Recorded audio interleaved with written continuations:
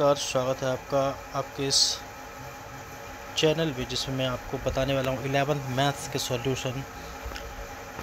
तो सबसे पहले स्टार्ट करेंगे प्रश्नावली 1, एक्सरसाइज 1, समुच्चय सेट्स। समुच्चय या सेट्स किसे कहते हैं? समुच्चय या सेट्स हम किसी ऐसे समूह या ऐसे ग्रुप को कहते हैं जो कि सुपरिभाषित होता है यानी सुपरिभाषित वस्तुओं का या किसी चीज़ों का समुच्चय जो है, जो कलेक्शन है, उसे समुच्चय कहा जाता है। और दोस्तों, इससे रिलेटेड जो फर्स्ट ए में कुछ क्वेश्चंस हैं उनका हम सॉल्यूशन निकालेंगे। तो आइए देखते हैं पहला क्वेश्चन हमें ये है कि निम्नलिखित में से कौन से समुच्चय है, अपने उत्तर का औचित्य बताइए। सबसे पहला है 50 से कम सभी प्राकृत संख्याओं का संग्रह। दोस्तों, 50 से कम सभी प्राकृत संख्याओं का संग्रह। प्राकृतिक संख्याएं जैसा कि हम जानते हैं 1 से लेकर अनंत तक की सभी संख्याएं प्राकृतिक संख्या कहलाती हैं। तो 1 से लेकर जो 50 तक की संख्याएं हैं सभी प्राकृत संख्याएं होंगी। ये सुपरिभाषित है और इसमें ऐसा कुछ भी नहीं है कि हम कहें कि ये समुच्चय नहीं है। एक प्रकार से सुपरिभाषित संख्याओं का समुच्चय है। तो 50 से कम सभी संख्याओं का जो संग्रह है वो एक समुच्चय का उदाहरण है। तो पहला आएगा सत्य है, यानी कि ये समुच्चय है।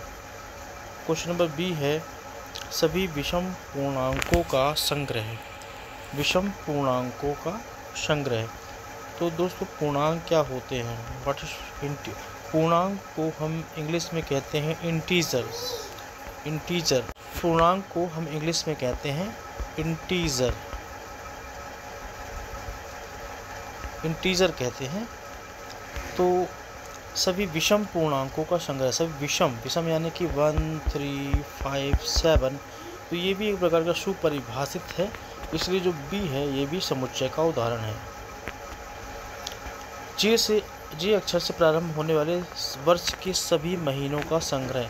ये भी समुच्चय है, क्योंकि जे से प्रारंभ होने वाले जो है सुपरिभाषित है और गिने चुने हैं। जून, जुलाई, जनवरी से स्टार्ट होगा, तो ये एक समुच्चय का उदाहरण है। अब डी है भारत के 5 सबसे अधिक प्रतिभाशाली लेखकों का संग्रह। अब देखिए दोस्तों, इसमें अनेक जो लोग हैं सबका भिन्न भिन्न मतभेद हो सकता है कि एक व्यक्ति के हिसाब से 5 प्रतिभाशाली लेखक कुछ और हो सकते हैं, अन्य के हिसाब से 5 प्रतिभाशाली लेखक कुछ और हो सकते हैं। इस तरह से भारत के जो 5 अधिक प्रतिभाशाली लेखक हैं, इसे निश्चित नहीं किया जा सकता कि यही जो है तो प्रतिभाशाली लेखक है, यानी जो डी है ये समुच्चय का उदाहरण नहीं हो सकता, क्योंकि एक सुपरिभाषित नहीं है। उसी प्रकार दोस्तों, ई क्वेश्चन विश्व के सर्वश्रेष्ठ 11 बल्लेबाजों का संग्रह। दोस्तों, ये भी देखिए, जो 11 बल्लेबाज हैं ये हर किसी की अपनी अपनी रुचि के हिसाब से होंगे। तो ये कोई एक सुपरिभाषित उदाहरण नहीं हो सकता कि ये 11 बल्लेबाज ये हैं। सबकी अपनी अपनी रुचि है, तो वो कोई किसी की जो कलेक्शन में कोई और आएगा, किसी कलेक्शन में कोई और आएगा, तो ये चेंज हो रहा है। इसलिए भारत के जो विश्व के श्रेष्ठ 11 बल्लेबाजों का संग्रह है ये समुच्चय का उदाहरण नहीं हो सकता। भारत की सभी नदियों का संग्रह। तो दोस्तों, ये समुच्चय होगा, क्योंकि जो भारत की सभी नदियां हैं वो कोई चेंज नहीं कर सकता। वो सभी तो जो एक का कलेक्शन में सभी का कलेक्शन मतलब वो सेम होगा। तो भारत की जो सभी नदियां हैं वो समुच्चय का उदाहरण है। आपकी कक्षा के सभी लड़कों का संग्रह, ये भी समुच्चय है, क्योंकि जो समुच्चय है इसमें बॉयज़ है और इसका कलेक्शन ये सुपरिभाषित होगा। एच लेखक प्रेमचंद द्वारा लिखित उपन्यासों का संग्रह। ये भी समुच्चय है, समुच्चय का उदाहरण है, क्योंकि जो प्रेमचंद द्वारा रचित जो उपन्यास हैं वो कोई चेंज नहीं कर सकता, कि सबके अपने अपने नहीं हो सकते। ये सुपरिभाषित हैं और उनको हम एक खास कलेक्शन में रख सकते हैं।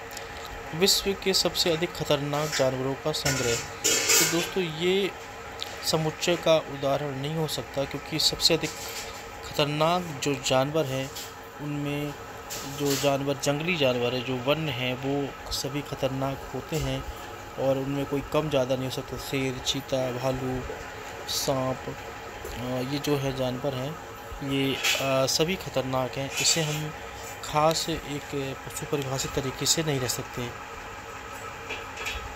क्योंकि ये निर्णय करना कठिन है कि कौन सा जानवर अधिक खतरनाक है। कोई दौड़कर अच्छे से पकड़ लेता है इंसान को, कुछ सांप ऐसे डस लेते हैं, तो इसे सुपरिभाषित नहीं कर सकते।